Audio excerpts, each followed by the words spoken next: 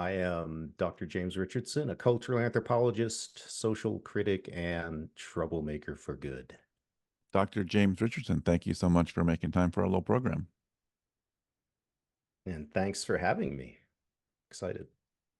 Yeah, this was an interesting book. And at first, I was trying to find the best fit for kind of the topics we talk about here. But tell us a little bit. Well, first, I'll tell us the name of the book and then tell us a little bit about this American individualism and what that means a little bit and how that influences sort of our daily lives and some of the norms that we have to live with or live within. Sure. Yeah, the book is Our Worst Strength, American Individualism and Its Hidden Discontents. And it is an exploration of a theme that's kind of haunted me all my life. And then it got really bad when I went and lived in India and got a taste of a much more communitarian society. Although it too has sort of joined the modern Western world in a way. And I came back, and sort of this theme's been in my head for 20 years, and I finally got it out into a research project, um, which created the book. And so when I talk about individualism in the book, I'm not talking about John Stuart Mill and politics and political science. I'm putting that all aside. And that's how most of us, if you take a civics class in high school, you're going to learn Mill's view of the civic individual and all this stuff. And it's important. That's the legal definition of an individual. It's like in our Constitution. Don't care about any of that. I'm a social scientist, so I'm exploring individualism from the perspective of an old dead German sociologist called Norbert Elias. And it's basically this notion that individualist societies are ones where people seek maximal autonomy. So the word is autonomy. And that depoliticizes the discussion very quickly.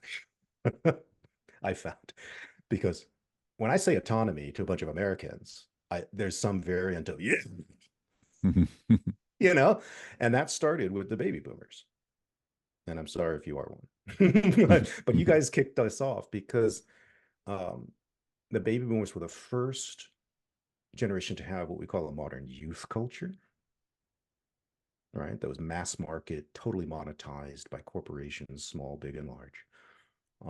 Totally cut off from their parents and elders. This was the first generation who had a mass orientation to disregarding their parents' lifestyle and value systems. I, I'm not trying to judge that. It's just a fact. Before the 1960s, there were people doing that. There are people who've been rejecting their cultures since the beginning of time in tiny amounts. One dude per clan, right? That's not a movement. That's just a weirdo, right? So that's not the kind of autonomy that's interesting to me. It's when it becomes a mass orientation. So that's what the book explores is what's it like to live in a society on an everyday level when all of the major decisions in your life are yours to make and the input is optional from society. That's key. It's our optionality, our autonomy, and our non-committal relationships. So if you look at the hard data on Americans and how many close friends they have, how many close loved ones, how often they really intimately interact with family members, and all this data is in my book. Um, it's very few people, and I have lived in a society where it's very different.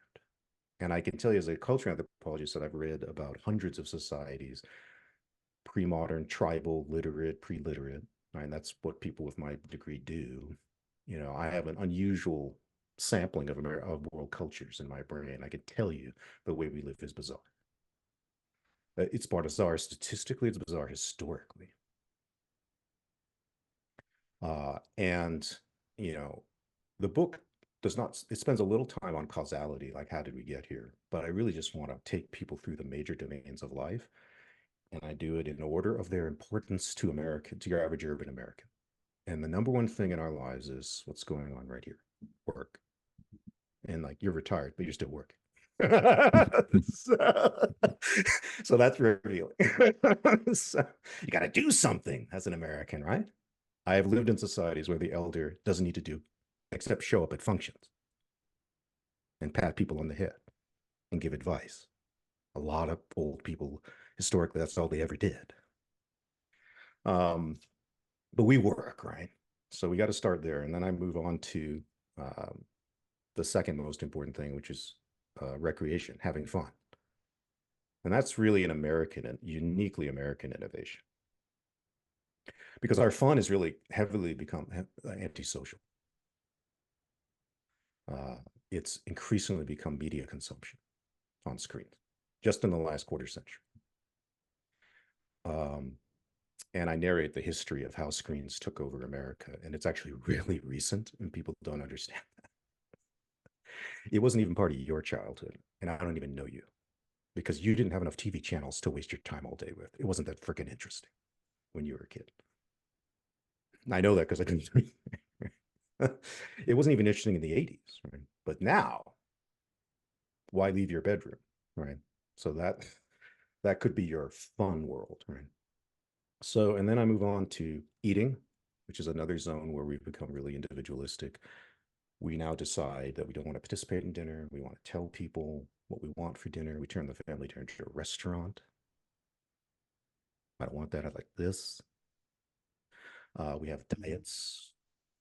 Children's diets are being honored. If your 8-year-old goes vegan, mommy honors that now. When I was growing up, you would have been screamed at. So it's permeated that domain, and it's also permeated friendship too. And this is actually, I think, the most tragic part of my book. I don't think my readers agree, but I think it, because I've lived in a society where, especially male friendship, is like literally, I've never seen such relationships ever in this country. And it's hard to explain unless I could take you there. But I try my best in words, and I use contrast between Southern Indian male friendship and what's going on here. And the conclusion I came to is, you know, Americans have friends to entertain themselves. It's actually a derivation of media because we want to go and have a drink with our friends and we want to hear stories. Tell me a story. Tell me an interesting story. I actually don't want an update about all your problems in your life. I just want to be entertained. And that's actually, if you pay attention to how people socialize, that's a lot of what people are getting together to do. They've been televisionized. And that's okay if you have a strong like sexual partner or somebody you're living with, or maybe one really close friend. It's okay. But then what happens is somebody get cancer and dies, and now you don't really have any friends. You have a bunch of TV friends. Young Americans know what I'm talking about because these are the drinking buddies that you actually don't even know. And when you move out of town, you never can stay in touch with them because there wasn't a relationship. That doesn't happen in Southern Indian male friendships. Like there's either no relationship or it's pretty intense. And they do things for each other, right? They engage in reciprocal obligations. They drop their schedules and go help people. So the friendship section unpacks the real dark underbelly of American individualism, which is that we have all this autonomy to pursue choices we personally prefer. And on the surface, that just seems right, right? It seems awesome. The problem is it makes us incredibly non-committal because in order to maximize autonomy and preference selection, you have to background obligation to other people. You actually can't have them at equal levels. That's not possible. And that's the lie we tell ourselves. Something's got to give, right? And I think if people reflect on their own troubles with friendship, right? Like meeting them regularly enough, if you dig into it, most of the time, I suspect that what you'll find is what I find in my own life too, is that the inability to get together with people has to do with the fact that you're giving priority to your personal schedule, and you just actually won't edit it. So when you say you're busy, you're actually not that busy. You just have a prioritization that deprioritizes your friends, and we don't admit that to ourselves. And I find that very tragic because this is so fixable, right, at the individual level. And yet it's not fixing itself. Um, This is why people get really alienated, especially men when they get older, is because they don't.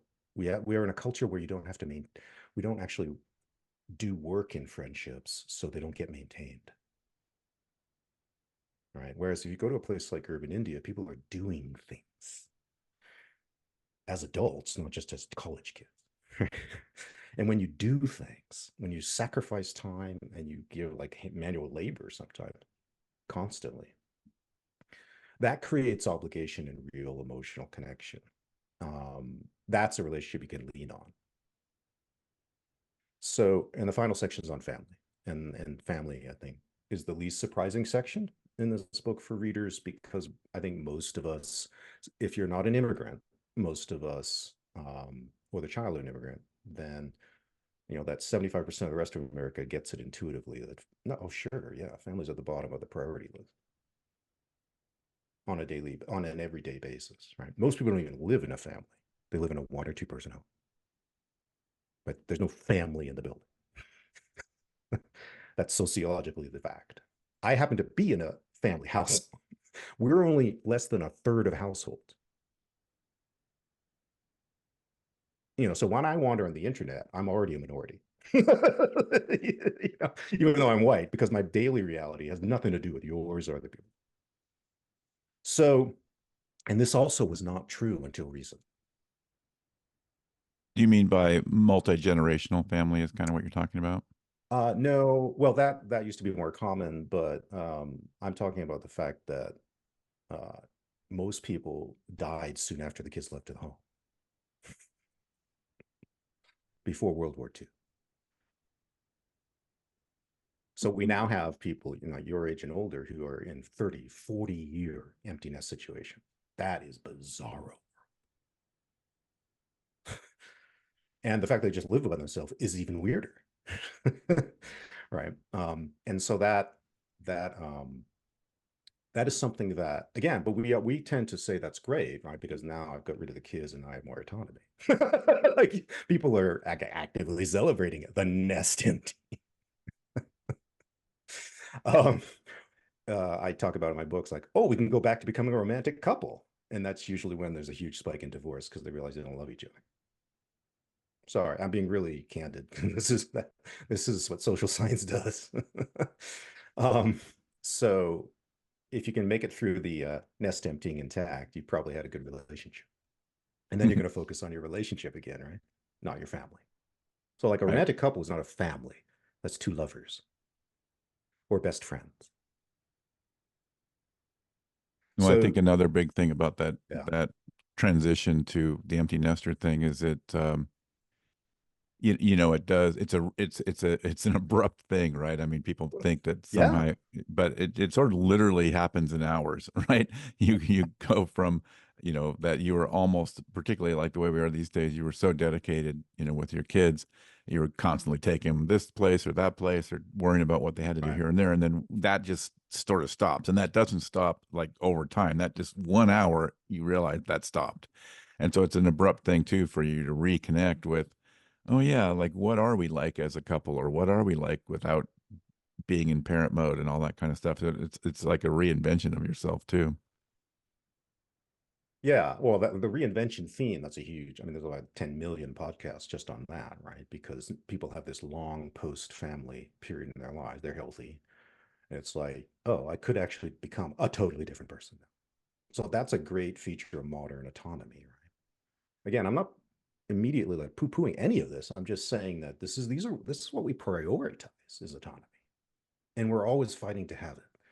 One of the things that Gen X, I think, went through even more than boomers, because boomers, I know I'm generalizing, but boomers actually had fairly traditional gender relations in most of their early marriages, which is why their divorce rate exploded, because the men were not on the right page.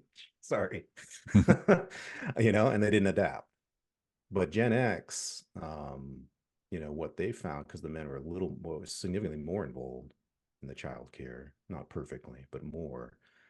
What the couples found is that, they lost um, a sense of themselves as a couple, but they also got so involved with their children. these like urban friendships just decayed. They just vanished. Just by having a kid, you'd lose friends, Right. right? Because you have this divide between the childless and then the family. And a communitarian, family-oriented society would not let that divide. That divide would not. First of all, it wouldn't be that big because there wouldn't be as many voluntarily childless people as a lifestyle choice. But second of all, they just wouldn't be that intolerant, right? I mean, you don't have kids, okay, but you're still coming to all my family function because you're my friend. You got to come. Well, and that's a little bit of a two-sided thing too, because the folks without kids start to say, well, we can't do that because they have kids and it's a problem, so they start to Oh, it's both kind of ways. comes from both ways. Yeah. And but the thing is, these historical developments are so new that we as a society haven't reckoned with them, and we don't know what it means. So that's why there's so much debate about some of these lifestyle decisions. But I think also I opened the book with this notion that lifestyle diversity itself uh, is it's like the self-reinforcing mechanism of alienation because you there are literally more lifestyle tribes than like in my grandparents' generation because there's so many choices that have been unlocked. Oh, do you want kids? Yeah, okay. You want to get married? Yeah, no. All these things that were just you did them, like you just did them. I mean, you didn't even have to get shamed into doing them. It was so obviously not a choice, right? Right. You pick Um, a church. Like, yeah, you pick a church. right, right. The what happened in the late 20th century was there's a lot of family drama because people were challenging those traditions. They were turning things that were not choices into choices, and that pissed people off. Right. So then you get the shaming, trying to shove people back in the cultural box, and a lot of relationships were ruined with parents. And your generation actually, I think, is where it really peaked. To be honest, because your parents grew up in a very different world, a world of tragedy, death, war, disease, poverty. Like Yeah. they have no patience for your desire autonomy. Right.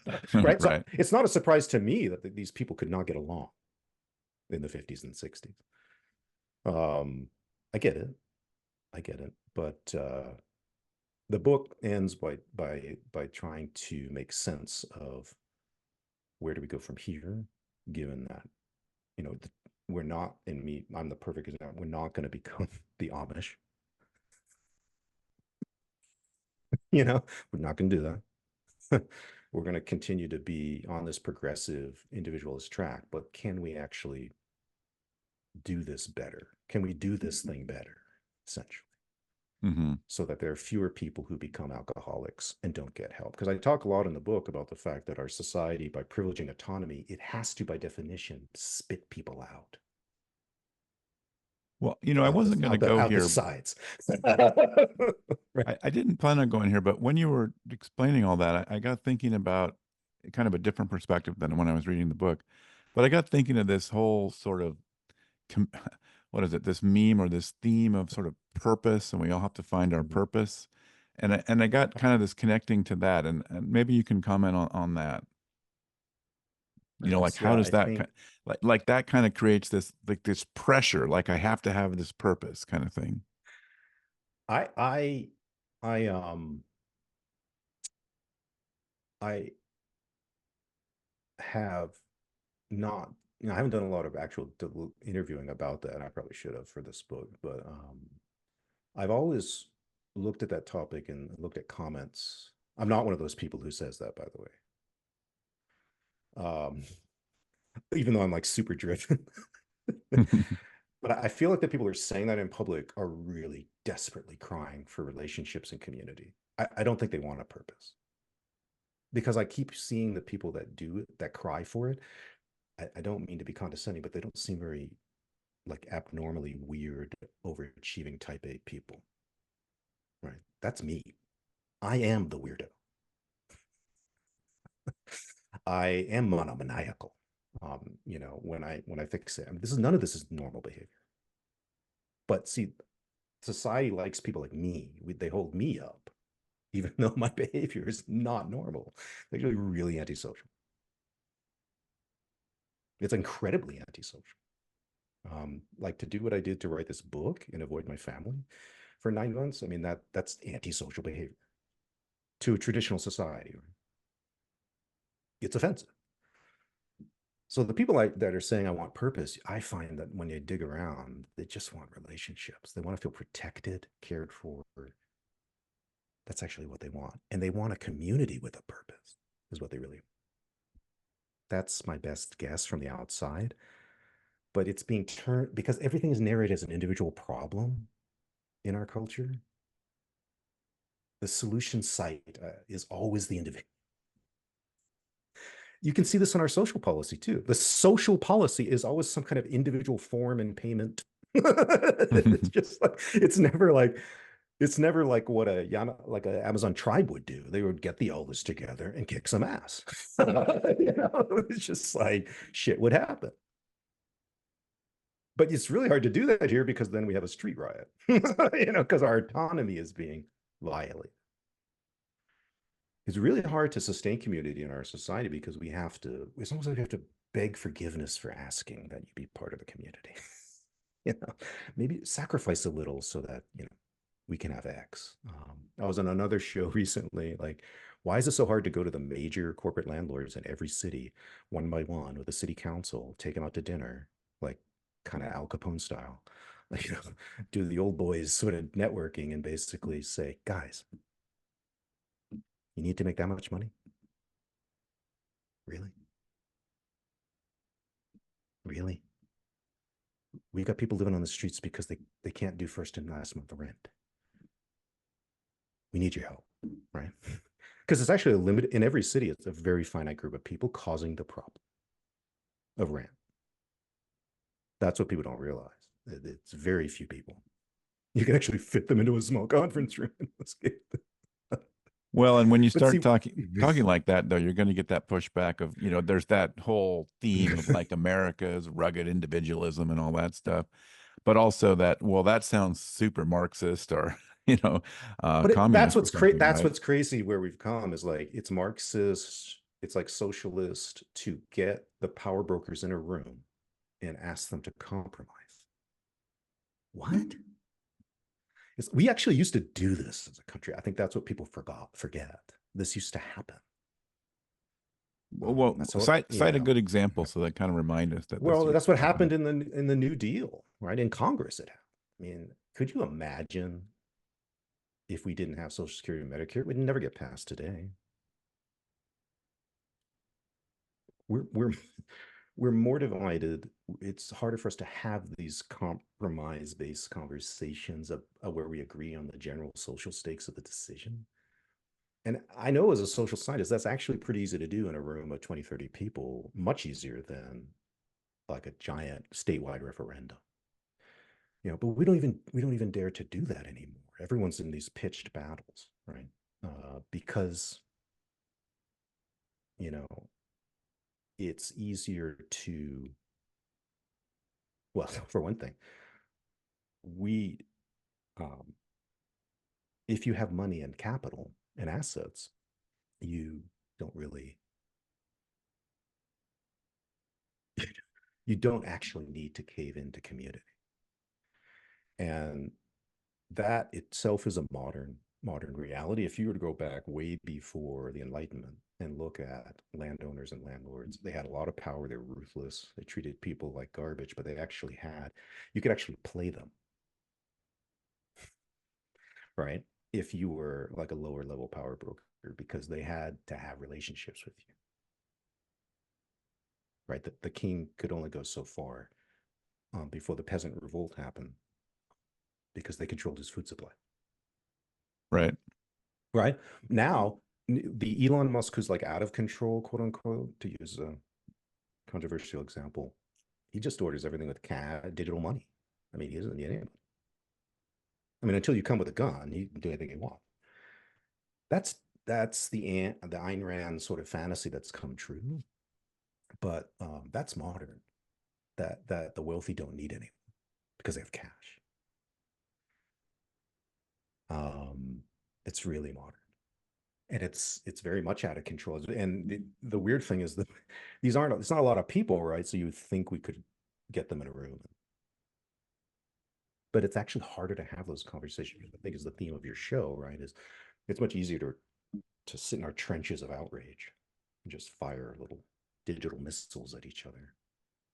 Well, I was going to tie that back to the community aspect or the All hunger right. for community aspect a little bit in the Yeah. sense that I get this feeling, having done this show, over a year now, and there's almost like this, there is this hunger for community, but in the context of thinking about your book and how you describe this individualism issue, it's almost like we enter into these almost like things that have like a patina of community, but but don't really have much depth to them, and then we Right. become super morally engaged in it and this kind of thing to our detriment there. So like even the kinds of community that we seem to get involved with a lot now just don't have the kind of depth that makes them supportive. You nailed it. Yeah.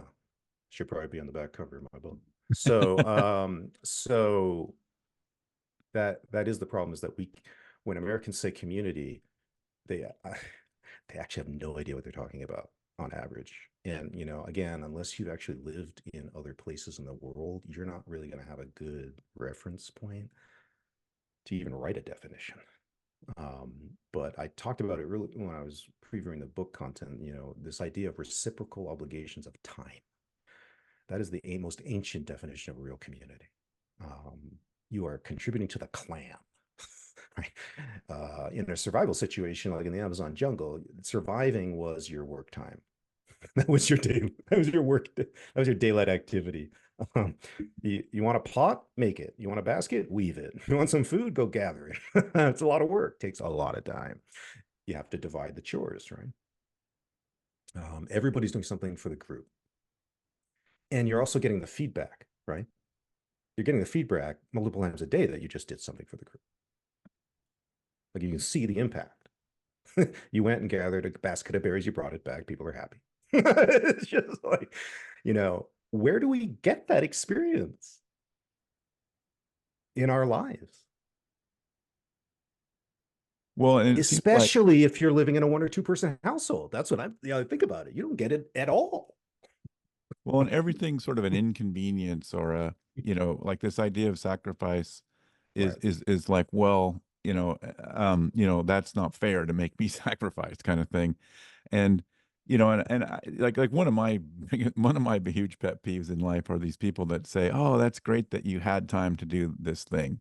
That's terrific." I don't have the time, and I'm like, dude, nobody has time. You make time, Right. right? You make Exactly. a It's about priority. priorities. Yeah. About That's priorities, and yeah. you prioritize it. So it's like this whole line, I think you opened with this before about I don't have time to do it. Like if you cared about it, you'd make the time. And I think that fits in with this sacrifice too, because you're sacrificing something else to do something else. To do the one thing, you're sacrificing something else. And that comes back to this idea of service too. And it seems like is also a lot of that. Like there's this patina of I'm doing service or and I'm sacrificing too. It's like there's not depth to this sacrifice or this. Well, yeah, no, that's why I end the book with a list of a short. I'm not at all inclined to flippant solution giving, unlike like everyone else in the podcast. Well, and it's what people ask for too. So what are you going to do? I have to give at least one, right? So Yeah. so I do have a short list of them in my book, and one of the ones I really regret not experiencing myself as a young adult, and I think it's so obvious, and that is 1 year mandatory national service for all 18-year-olds. And the sacrifice is, yeah, you won't be screwing your girlfriend that year because you'll be out of town. You won't get your job. All these things you thought were going to happen are going to have to wait. So you're 18 and you get to experience that kind of sacrifice when the stakes of it are it's not a big deal, right? It seems like an eternity at 18 a year, right? But I Right, mean, but it's really not a big deal. it's not a big deal. So you can wait a year. And that's a great age to basically imprint into people because they've just come out of this very self-absorbed American adolescent teen youth culture burst, right?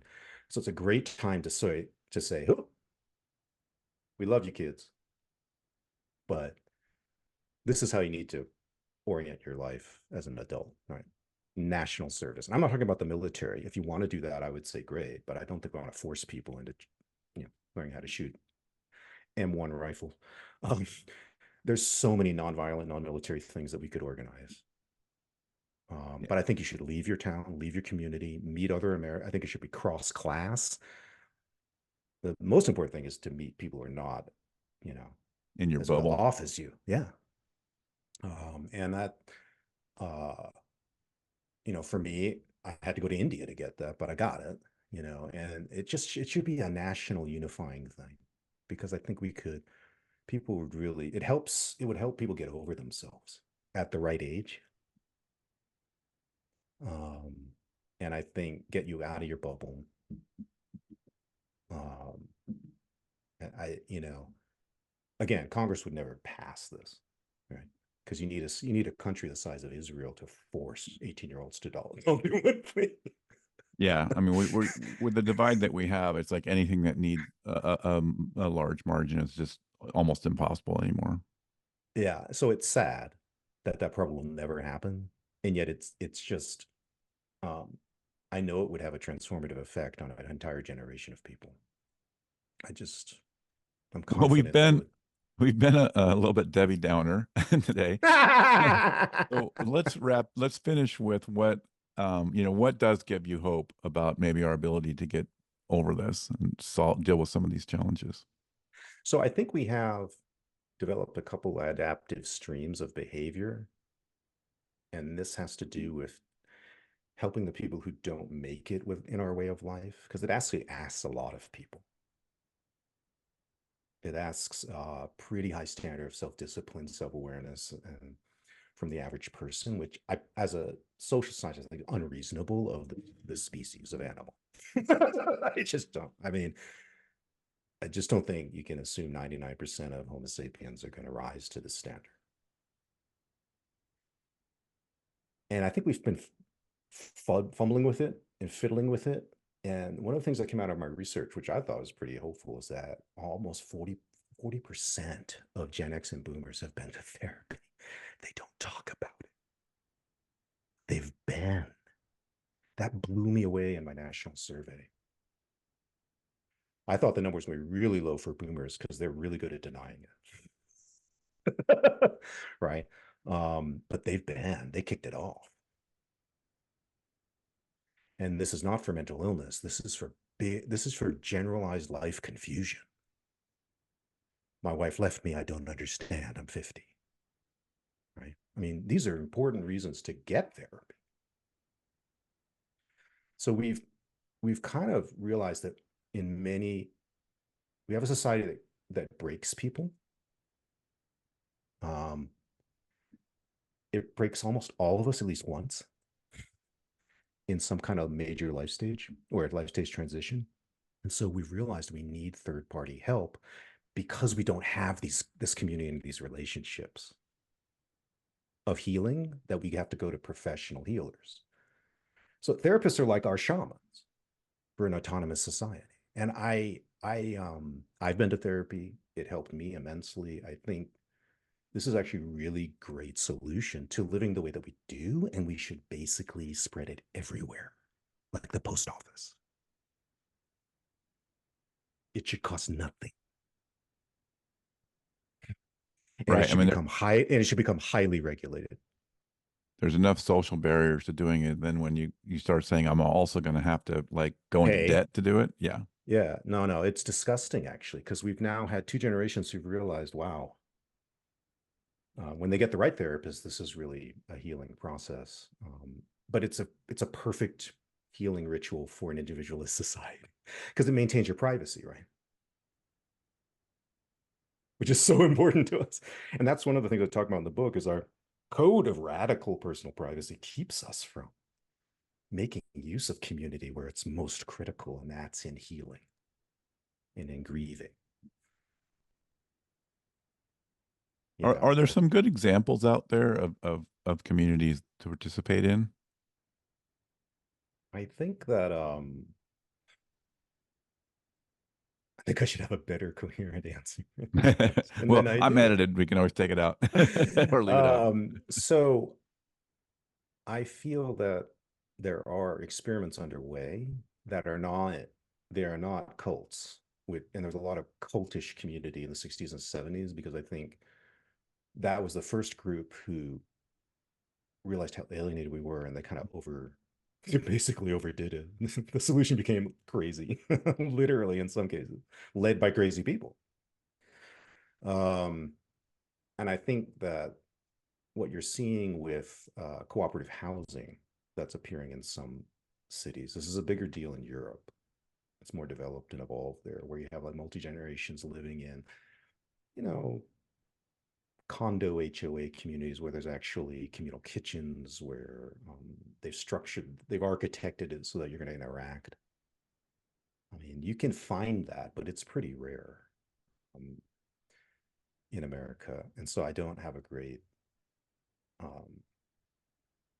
have a great example. And I think that the challenge I talk about this in my book, the challenge is that where we do find, I think, communities of reciprocal obligation, time giving, and stuff, it tends to be in these really niche recreational worlds, which kind of they kind of create an invisible barrier to everyone else, right? Because like if you hang out with triathletes, they have real relationships and friends, and because that's crazy community.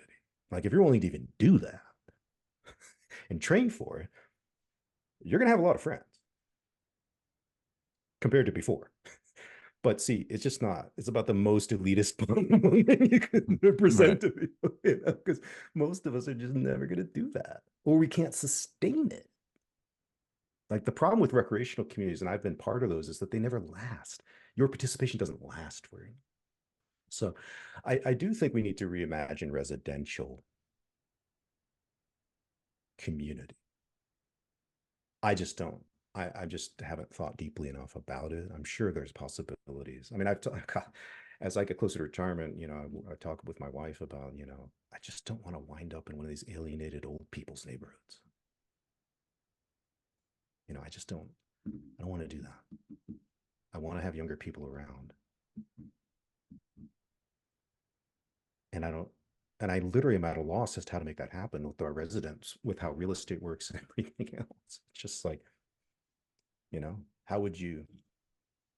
You can't apply to go live in the college dorm as an older couple. It doesn't work. Yeah, that's a good point. So, yeah. um, I think we have to get more creative about that. Again, but you have to prioritize the problem. I don't think a lot of us see this as a problem. Right. Right. Yeah, we like Um, it this way. I think a lot of older people in like retirement communities, they love it. I don't want it. I mean, they have rules. Most of them have rules. Kids can't be here. They can come for the day. A lot of them have it in the HOA. No kids can stay overnight. It's if I took that document to like my Indian friends, they would just their mouth would drop open. Right. It's just like, why'd you even have them? But yeah, I think I'm more optimistic about individual healing, spreading than I am about residential community, which is what we actually need forming. Um, but hey, I think we've created a needless anxiety, depression, and suicide problem, underneath this otherwise successful experiment at autonomy. Sure. It's been relatively successful, but I But think it you has sort mentioned of it. this dark underbelly. Well, I maybe I use an inappropriate analogy in my book, but I did use it, which is sort of we're so great in America, like we can create these manufacturing facilities with a 99.9% error-free production rate, right? And if you're selling something like ball bearings, some critical base thing, that better be that good because you won't have a lot of customers. um, so, and yet we we tend to like throw up our hands when people go, oh, homelessness, oh my God, what could we do? And I think it's sort of like that community comment you made, which is we're not even willing to face the truth that we actually don't we're not actually that concerned about the whole deep down. Because to us, it's a few guys on the road, you know. But I can tell you as an anthropologist, when people come from the developing world to this country and they see the homelessness on the street, they just don't get it, especially if they come from a tribal society. That's still happening, right? There's a famous story from my field about a Highland Papua New Guinea tribesman, young adult, who got a college degree in Port Moresby, the main town in Papua New Guinea, and then decided to go get to grad. He wanted to get more educated, go back to his community and modernize it and blah, blah, blah. So he was a progressive, and he went to the doctoral program in anthropology at Berkeley. And, he wanted to do his dissertation back home. And his advisor today, the advisor would just say, sure. Back then in the 70s, his advisor said, no, you can't be an anthropologist if you haven't immersed yourself in that, studied a foreign culture, and yours could be here. So he did his dissertation on homelessness because she forced him. She's like, what about America just gobsmacked makes no sense to you? Do your dissertation on that. And so he did on homelessness because a pre-literate tribal society does not have homelessness. It's not possible. Yeah. And the fact that we have a society where autonomy is the priority, and therefore autonomy, civil society, public order, law and order are the priorities. And therefore, if 20% of the people are in poverty, and at any given time on top of that, 10 to 15% of the people are mentally whacked out, depressed, totally screwed, we just decide that that's an acceptable error rate. That's what really blows my mind as a social scientist. Like, is it really that hard to solve the problem? Is it that much harder than a factory level technical problem? Or is it because we just aren't honest about the fact that we have issues with compromising our freedom, right? Or more importantly, our money, right? Our 401k. Right. So that's, I mean, it's always really powerful when a foreigner comes and asks a really blindingly astute question. Because I mean, if you look at the homeless population, people like to point to it as a sign of civil decay, but I think it's really it's just one of the many consequences of a kind of a normative pro-capitalist sort of economic setup. It's going to produce this, but it's only 500,000 people at any one time in a nation of 330 million. It's actually not a lot of people.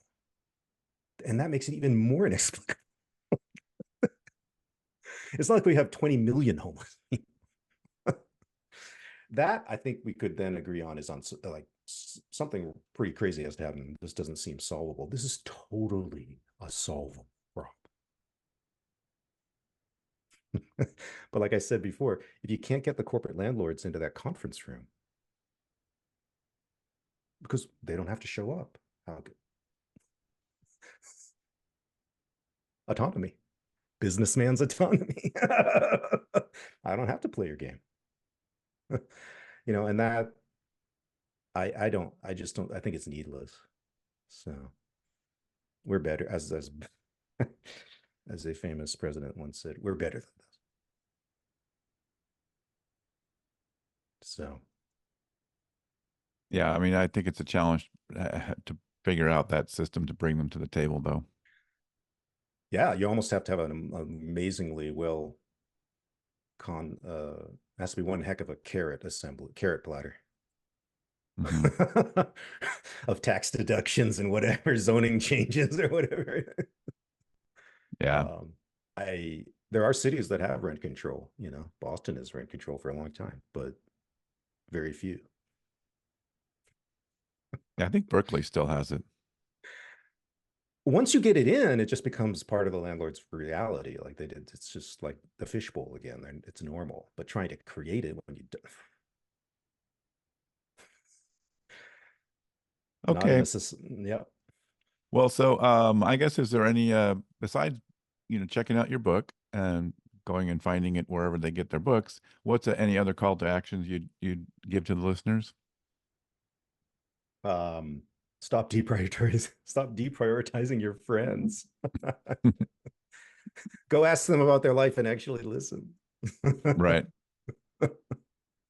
Yeah. Cultivate those relationships. You're gonna need them when you least expect it.